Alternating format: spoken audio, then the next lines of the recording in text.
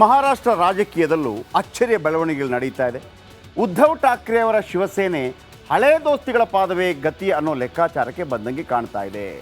ಏಕಾಏಕಿ ಉದ್ಧವ್ ಠಾಕ್ರೆ ಬಣ ಸಿಎಂ ದೇವೇಂದ್ರ ಫಡ್ನವೀಸ್ ಅವರನ್ನ ಹಾಡಿ ಹೊಗಳ್ತಾ ಇದೆ. ಯಾರು ಹೊಗಳಿದ್ದು? ಸಂಜಯ್ ರಾವತ್. ಕೇಳಿಸ್ಕೊಳ್ಳಿ. बात है कि देवेंद्र फडणवीस को उनका जो हमने आज अभिनंदन किया है, सराहना की है। क्यों किया? एक अच्छा काम किया है सरकार ने। जरूर हम अपोजिशन में बैठे हैं, लेकिन हमारी महाराष्ट्र से नाता है, राज्य हमारा है और इस राज्य में गढ़चिरौली जैसे जिले में जो नक्सलवाद है, वो नक्सलवादी अगर आत्मसमर्पण करते हैं और संविधान का मार्ग अपनाते हैं मुख्यमंत्री के सामने, तो उनका हम स्वागत करेंगे। दूसरी बात ऐसी है,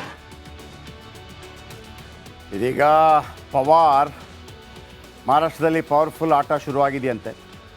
ಶರದ್ ಪವಾರ್ ಮತ್ತು ಅಜಿತ್ ಪವಾರ್ ಸಂಬಂಧಿಕರು. NCP ಇತ್ತು, NCP ಹೊಡೆದು ಹೋಳಾಗಿದೆ. ಈಗ ಅವರು ಮತ್ತೆ ಒಂದಾಗ್ತಾರಾ ಅನ್ನುವಂಥದ್ದು. ಒಂದಾಗ್ಬಿಟ್ಟು NDA ಜೊತೆ ಆಗ್ತಾರೆ. ಮತ್ತೆ ಒಂದಾಗಿ ಅಂತಿದ್ದಾರೆ ಅಜಿತ್ ಪವಾರ್ ಅವರ ತಾಯಿ ಆಶಾ ಅವರು. ಪವಾರ್ ದ್ವಯರು ಒಂದಾದರೆ ಅಘಾಡಿ ಖೇಲ್ ಖತಮ್. ಕಾಂಗ್ರೆಸ್ ಡಮಾರ್. ಅತಿ ಹೆಚ್ಚು ಸೀಟ್ಗಳಲ್ಲಿ ಸ್ಪರ್ಧೆ ಮಾಡಿತ್ತು ಶಿವಸೇನೆ, ಅಂದರೆ ಉದ್ಧವ್ ಠಾಕ್ರೆ ಬಣ. 92 ಕ್ಷೇತ್ರಗಳಲ್ಲಿ ಸ್ಪರ್ಧೆ ಮಾಡಿ 20 ಕಡೆ ಗೆದ್ದ ಶಿವಸೇನೆ. 102 ಕಡೆ ಸ್ಪರ್ಧೆ ಮಾಡಿ ಕೇವಲ 16 ಕಡೆ ಗೆದ್ದಿತ್ತು ಕಾಂಗ್ರೆಸ್.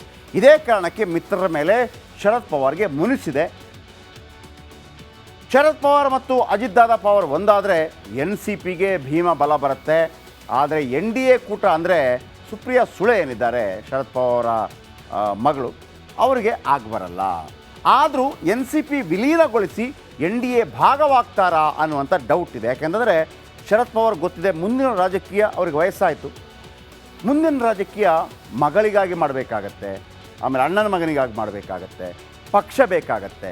ವಿಲೀನ ಮಾಡ್ತಾರೋ ಇಲ್ವೋ ಅಂತ ಒಂದು ಡೌಟ್ ಬರ್ತಾ ಇದೆ.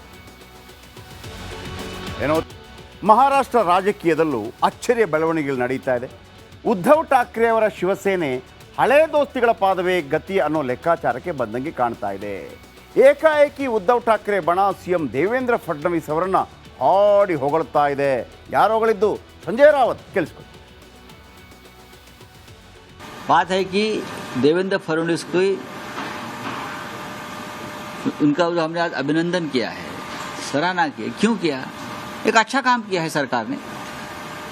जरूर हम अपोजिशन में बैठे हैं, लेकिन हमारी महाराष्ट्र से नाता है, राज्य हमारा है और इस राज्य में गढ़चिरौली जैसे जिले में जो नक्सलवाद है, वो नक्सलवादी अगर आत्मसमर्पण करते हैं और संविधान का मार्ग अपनाते हैं मुख्यमंत्री के सामने, तो उनका हम स्वागत करेंगे। दूसरी बात ऐसी है,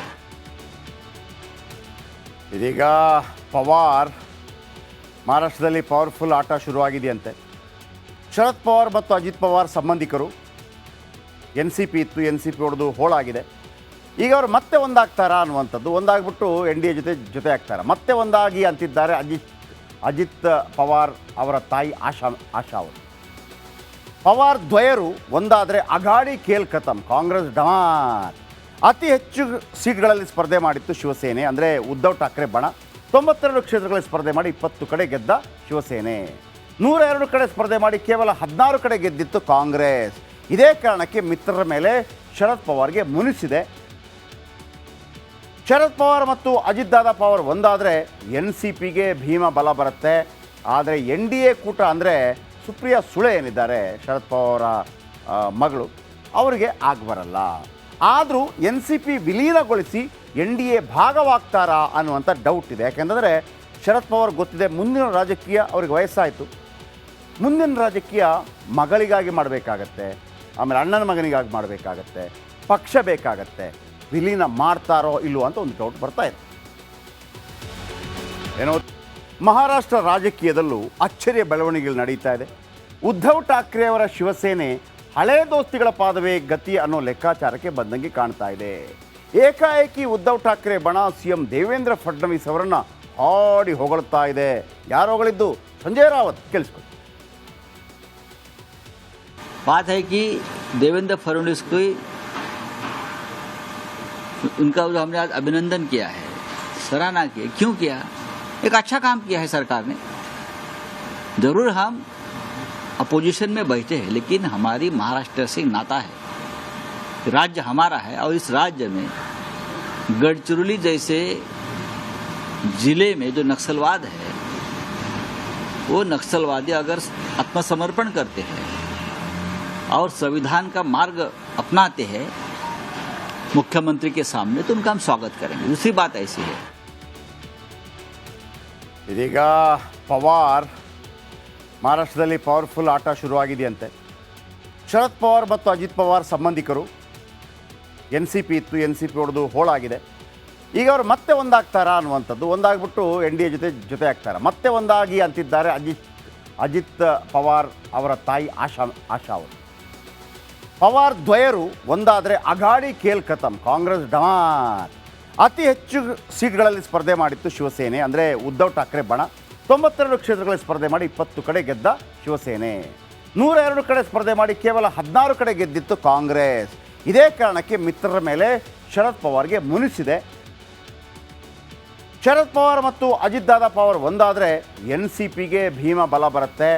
ಆದರೆ ಎನ್ ಡಿ ಎ ಕೂಟ ಅಂದರೆ ಸುಪ್ರಿಯಾ ಸುಳೆ ಏನಿದ್ದಾರೆ ಶರದ್ ಪವಾರ ಮಗಳು, ಅವರಿಗೆ ಆಗಬರಲ್ಲ. ಆದರೂ ಎನ್ ಸಿ ಪಿ ವಿಲೀನಗೊಳಿಸಿ ಎನ್ ಡಿ ಎ ಭಾಗವಾಗ್ತಾರಾ ಅನ್ನುವಂಥ ಡೌಟ್ ಇದೆ. ಯಾಕೆಂದರೆ ಶರದ್ ಪವಾರ್ ಗೊತ್ತಿದೆ, ಮುಂದಿನ ರಾಜಕೀಯ ಅವ್ರಿಗೆ ವಯಸ್ಸಾಯಿತು. ಮುಂದಿನ ರಾಜಕೀಯ ಮಗಳಿಗಾಗಿ ಮಾಡಬೇಕಾಗತ್ತೆ, ಆಮೇಲೆ ಅಣ್ಣನ ಮಗನಿಗಾಗಿ ಮಾಡಬೇಕಾಗತ್ತೆ, ಪಕ್ಷ ಬೇಕಾಗತ್ತೆ. ವಿಲೀನ ಮಾಡ್ತಾರೋ ಇಲ್ಲವೋ ಅಂತ ಒಂದು ಡೌಟ್ ಬರ್ತಾ ಇದೆ. ಏನೋ ಮಹಾರಾಷ್ಟ್ರ ರಾಜಕೀಯದಲ್ಲೂ ಅಚ್ಚರಿಯ ಬೆಳವಣಿಗೆಗಳು ನಡೀತಾ ಇದೆ. ಉದ್ಧವ್ ಠಾಕ್ರೆ ಅವರ ಶಿವಸೇನೆ ಹಳೆ ದೋಸ್ತಿಗಳ ಪಾದವೇ ಗತಿ ಅನ್ನೋ ಲೆಕ್ಕಾಚಾರಕ್ಕೆ ಬಂದಂಗೆ ಕಾಣ್ತಾ ಇದೆ. ಏಕಾಏಕಿ ಉದ್ಧವ್ ಠಾಕ್ರೆ ಬಣ ಸಿಎಂ ದೇವೇಂದ್ರ ಫಡ್ನವೀಸ್ ಅವರನ್ನ ಹಾಡಿ ಹೊಗಳ್ತಾ ಇದೆ. ಯಾರು ಹೊಗಳಿದ್ದು? ಸಂಜಯ್ ರಾವತ್. ಕೇಳಿಸ್ಕೊಳ್ಳಿ. बात है कि देवेंद्र फडणवीस को उनका जो हमने आज अभिनंदन किया है, सराहना की है। क्यों किया? एक अच्छा काम किया है सरकार ने। जरूर हम अपोजिशन में बैठे हैं, लेकिन हमारी महाराष्ट्र से नाता है। राज्य हमारा है और इस राज्य में गढ़चिरौली जैसे जिले में जो नक्सलवाद है, वो नक्सलवादी अगर आत्मसमर्पण करते हैं और संविधान का मार्ग अपनाते हैं मुख्यमंत्री के सामने, तो उनका हम स्वागत करेंगे। दूसरी बात ऐसी है, ಇದೀಗ ಪವಾರ್ ಮಹಾರಾಷ್ಟ್ರದಲ್ಲಿ ಪವರ್ಫುಲ್ ಆಟ ಶುರುವಾಗಿದೆಯಂತೆ. ಶರದ್ ಪವಾರ್ ಮತ್ತು ಅಜಿತ್ ಪವಾರ್ ಸಂಬಂಧಿಕರು. ಎನ್ ಸಿ ಪಿ ಇತ್ತು, ಎನ್ ಸಿ ಪಿ ಹೊಡೆದು ಹೋಳಾಗಿದೆ. ಈಗ ಅವರು ಮತ್ತೆ ಒಂದಾಗ್ತಾರಾ ಅನ್ನುವಂಥದ್ದು, ಒಂದಾಗ್ಬಿಟ್ಟು ಎನ್ ಡಿ ಎ ಜೊತೆ ಆಗ್ತಾರಾ, ಮತ್ತೆ ಒಂದಾಗಿ ಅಂತಿದ್ದಾರೆ ಅಜಿತ್ ಪವಾರ್ ಅವರ ತಾಯಿ ಆಶಾ ಅವರು. ಪವಾರ್ ದ್ವಯರು ಒಂದಾದರೆ ಅಘಾಡಿ ಖೇಲ್ ಖತಮ್, ಕಾಂಗ್ರೆಸ್ ಡಮಾರ್. ಅತಿ ಹೆಚ್ಚು ಸೀಟ್ಗಳಲ್ಲಿ ಸ್ಪರ್ಧೆ ಮಾಡಿತ್ತು ಶಿವಸೇನೆ, ಅಂದರೆ ಉದ್ಧವ್ ಠಾಕ್ರೆ ಬಣ. 92 ಕ್ಷೇತ್ರಗಳಲ್ಲಿ ಸ್ಪರ್ಧೆ ಮಾಡಿ 20 ಕಡೆ ಗೆದ್ದ ಶಿವಸೇನೆ. 102 ಕಡೆ ಸ್ಪರ್ಧೆ ಮಾಡಿ ಕೇವಲ 16 ಕಡೆ ಗೆದ್ದಿತ್ತು ಕಾಂಗ್ರೆಸ್. ಇದೇ ಕಾರಣಕ್ಕೆ ಮಿತ್ರರ ಮೇಲೆ ಶರದ್ ಪವಾರ್ಗೆ ಮುನಿಸಿದೆ. ಶರದ್ ಪವಾರ್ ಮತ್ತು ಅಜಿತ್ ದಾದಾ ಪವಾರ್ ಒಂದಾದರೆ ಎನ್ ಸಿ ಪಿಗೆ ಭೀಮ ಬಲ ಬರುತ್ತೆ. ಆದರೆ ಎನ್ ಡಿ ಎ ಕೂಟ ಅಂದರೆ ಸುಪ್ರಿಯಾ ಸುಳೆ ಏನಿದ್ದಾರೆ ಶರದ್ ಪವಾರ ಮಗಳು, ಅವರಿಗೆ ಆಗಬರಲ್ಲ.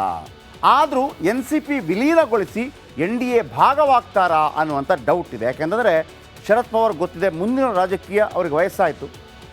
ಮುಂದಿನ ರಾಜಕೀಯ ಮಗಳಿಗಾಗಿ ಮಾಡಬೇಕಾಗತ್ತೆ, ಆಮೇಲೆ ಅಣ್ಣನ ಮಗನಿಗಾಗಿ ಮಾಡಬೇಕಾಗತ್ತೆ, ಪಕ್ಷ ಬೇಕಾಗತ್ತೆ. ವಿಲೀನ ಮಾಡ್ತಾರೋ ಇಲ್ಲವೋ ಅಂತ ಒಂದು ಡೌಟ್ ಬರ್ತಾ ಇದೆ.